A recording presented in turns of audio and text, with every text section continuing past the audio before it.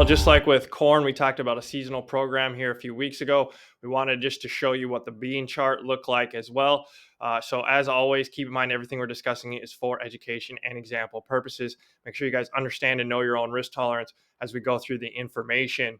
So, just to set the table in here, just like we talked about with corn, we're going to use a 100,000 bushel producer using 75% revenue protection policy, meaning you have insured bushels of about 75,000.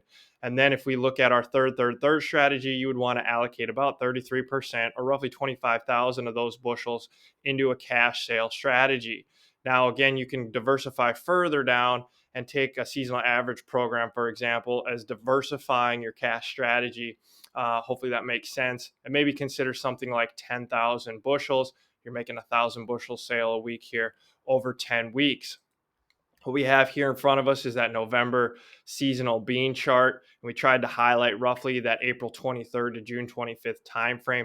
As you can see, it does offer historically some good opportunities to hedge bushels. Now, granted, it doesn't drop off quite like corn does, but we wanted to get this information out to you here. As we go over the results, if you will, over the last 11 years, when we compare it to the spring price, the bean seasonal average program was higher than the spring insurance price 5 out of 11 years. When we look at it compared to the fall price, it was higher 7 out of 11 years. Now, like we said, when you compare this to just the corn seasonal program, it certainly isn't as attractive.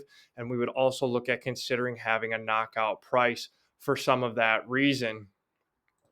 So here we go, just to kind of finish things up. What we're trying to do here is diversify our risk between strategies within the cash portion of our marketing program. Look at using a seasonal average price program. What we're really doing here is two things, right? We're going to try and eliminate emotions and just overthinking in the market. This is a very simple, straightforward marketing plan or program. Sell X amount of bushels once a week for 10 weeks. Now, the one caveat we'll make here on beans that we didn't, like we said with corn, is you probably should consider some sort of board knockout price. For example, let's just say if soybeans are below 950, we probably don't want to be making a sale that week for obvious reasons. So you are going to use just a little bit of discretion in here when we look at this bean side of things. But at the end of the day, what we're trying to do is just keep in mind we want to sell when we want to, not when we have to. So if you're looking for a simple strategy to allocate some cash bushels towards, again, you could also consider doing